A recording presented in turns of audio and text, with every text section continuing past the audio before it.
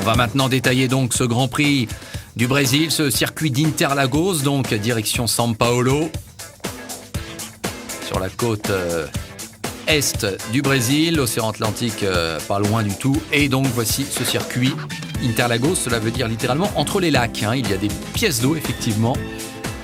Et ce circuit se prend dans le sens inverse des aiguilles d'une montre. C'est une de ses particularités principales, très exigeant physiquement pour les pilotes. Avec tout de suite le premier morceau de bravoure, la signature de ce circuit, les S de Senna.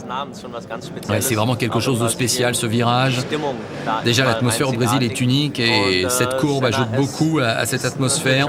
C'est une possibilité de dépasser. On peut un petit peu couper la trajectoire en passant au-dessus des vibreurs, mais c'est un petit peu en aveugle également. Et c'est vraiment avec une déclinivité assez importante, un virage très spécial. Voilà, les S de Senna, la signature de ce circuit d'Interlagos.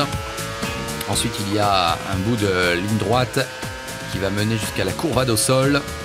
4 km 309, c'est la longueur de ce circuit d'Interlagos. Il faudra le parcourir à 71 reprises, soit la distance totale de 305,909 km.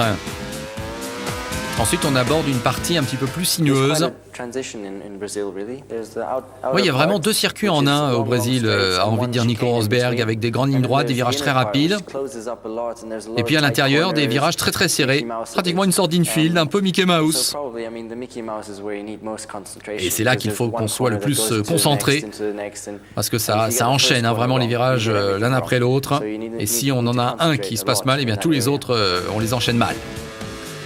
Alors comme d'habitude, on vous rappelle les 10 derniers vainqueurs du Grand Prix du pays concerné, donc en l'occurrence le Brésil.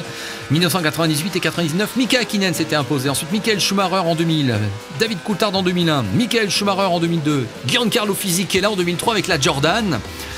Juan Pablo Montoya 2 années de suite s'est imposé 2004-2005, Massa en 2006, Raikkonen l'an dernier, Felipe Massa bien sûr, qui va jouer à domicile avec notamment cette dernière portion très très rapide. C'est fantastique d'être là-bas, pour moi c'est une course vraiment très incroyable et j'ai beaucoup de support dans le public. Et on termine avec cette grande portion en montée, une sorte de quadruple gauche à fond. Là aussi, magnifique portion très spectaculaire avec du banking. Non, franchement, un circuit exceptionnel. C'est un théâtre parfait pour une finale de championnat du monde de Formule 1. Lewis Hamilton face à Felipe Massa.